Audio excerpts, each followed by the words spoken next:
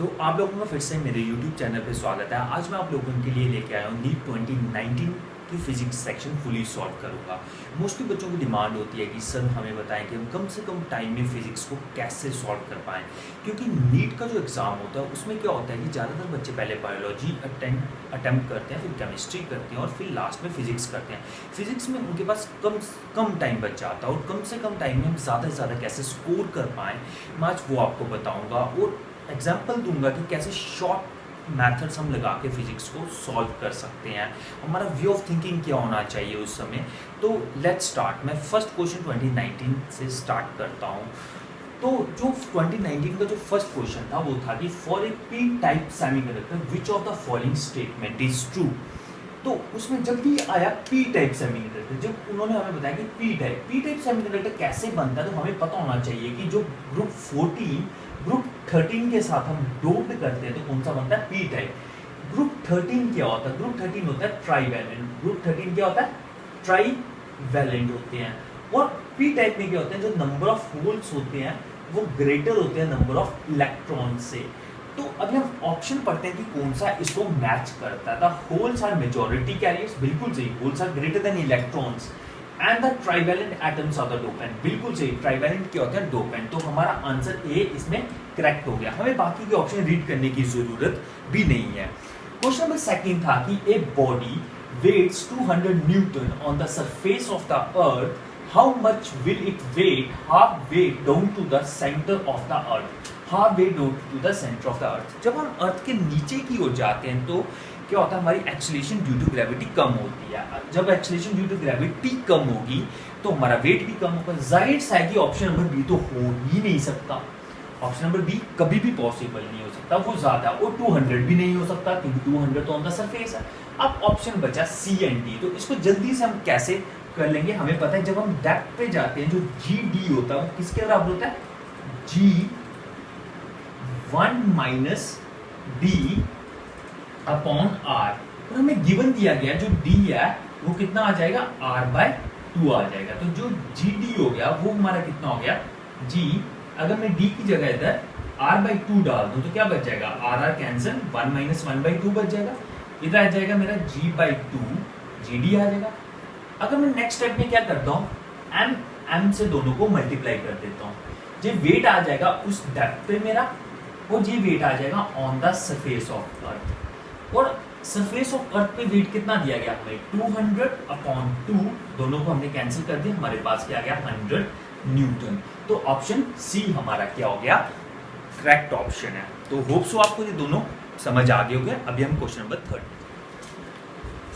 Number third हमारा क्या है, वो आया था, in which of the following process the heat is neither absorb or released by the system. मतलब एक ऐसा प्रोसेस बताओ जिसमें ना हीट एब्जॉर्ब हो रही है ना वो हीट को रिलीज कर रहा है। तो इसका क्या मतलब हुआ, डेल क्यू इक्वल्स टू 0। और ये किस में होता है, ये हमें पता है कि ये कौन सा प्रोसेस होता है, ये एडियाबैटिक प्रोसेस होता है। कौन सा प्रोसेस होता है, ये एडियाबैटिक प्रोसेस होता है, मतलब कि ऑप्शन ए हमारा सही है।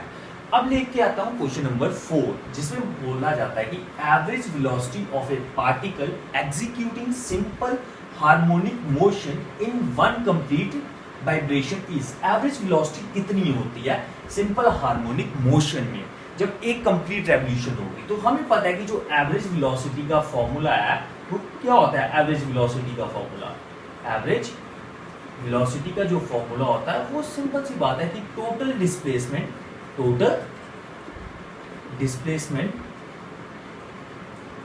Upon total time.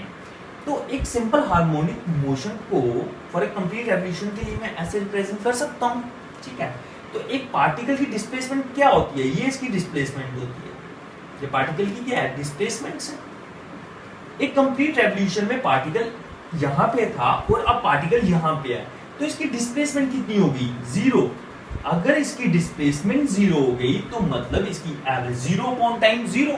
तो ऑप्शन सी हमारा क्या हो जाएगा, सही आंसर हो जाएगा। अब हम करेंगे क्वेश्चन नंबर 5।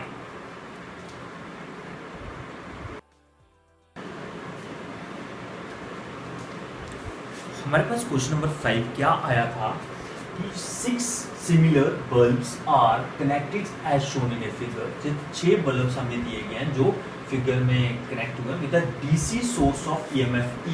इसका ईएमएफ हमें कितना दिया गया ई, और इसका जो इंटरनल रेजिस्टेंस है वो कितना दिया गया हमें 0 दिया गया। The ratio of the power consumption by the bulbs when, first condition दी गई है ऑल आर ग्लोइंग, जब सारे के सारे ग्लो कर रहे थे तब पावर कंजम्पशन कितनी थी। और in the situation when the 2 from the section A and 1 from the section B are glowing, हमने दो केसेस में क्या निकाली है, पावर निकाली है। एक जब सारे के सारे बल्ब क्या कर रहे थे ग्लो, और दूसरा केस जब इस सेक्शन से सिर्फ 2 बल्ब ग्लो कर रहे थे और इस सेक्शन से सिर्फ 1 बल्ब ग्लो कर रहा था। और दोनों की पावर्स की क्या निकाल लेंगे हम, रेशियोज निकालेंगे। देखते हैं सिंपल तरीका हम कैसे इस क्वेश्चन को टैकल करेंगे। उसने बोला 6 सिमिलर बल्ब्स, मतलब कि सबका रेजिस्टेंस सेम होगा। तो मैं सबका रेजिस्टेंस क्या मान लेता हूं, आर मान लेता हूं। तो जो सेक्शन ए आपको दिख रही है इसमें तीनों रेजिस्टर्स क्या हैं, तीनों रेजिस्टर्स क्या हैं सेक्शन ए के, इसमें ये लाइन है कुछ इस तरीके से, ऐसे करके देखना।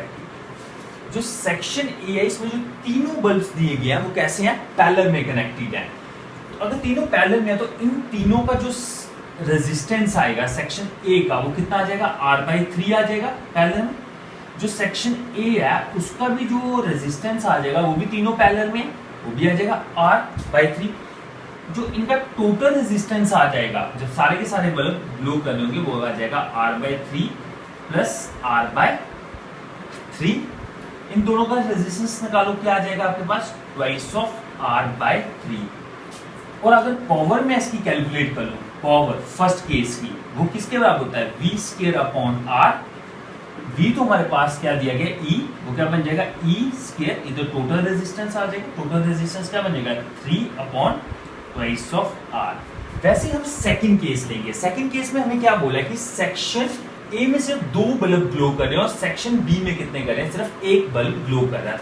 तो मैं क्या कर देता हूं, इसको मिटा देता हूं, ठीक है, इसको मिटा देता हूं और इधर से ये भी मिटा देता हूं और एक ये मिटा दो, कुछ भी मिटा दो, तुम कोई भी मिटा सकते, तो ये मिटा दिया आपको, ठीक है। अब क्या हो गया, ये वाले दोनों रेजिस्टर्स पैरेलल में हो गए और ये उसके साथ सीरीज में हो गया। तो अब सेक्शन बी का जो पैरेलल वाला आ जाएगा, सेक्शन ए का जो पैरेलल वाला रेजिस्टेंस आएगा वो आएगा R/2, और जब टोटल रेजिस्टेंस निकालेंगे वो कितना आ जाएगा, total resistance that is R/2 plus R आ जाएगा हमारे पास, तो आ गया 3R/2 आ गया। तो अब पावर निकाल लेते हैं। पावर का जो फॉर्मूला हो गया सेकंड पावर वो आ गया तुम्हारे पास फिर से E² upon total resistance. Total resistance हमारे पास क्या आ गया, 2/3R आ गया। हमारे पास पावर P1 भी आ गई और पावर P2 भी आ गई। अब इन दोनों को डिवाइड कर देता हूं, तो डिवाइड किया तो क्या आ जाएगा, P1/P2 3E² upon twice of R।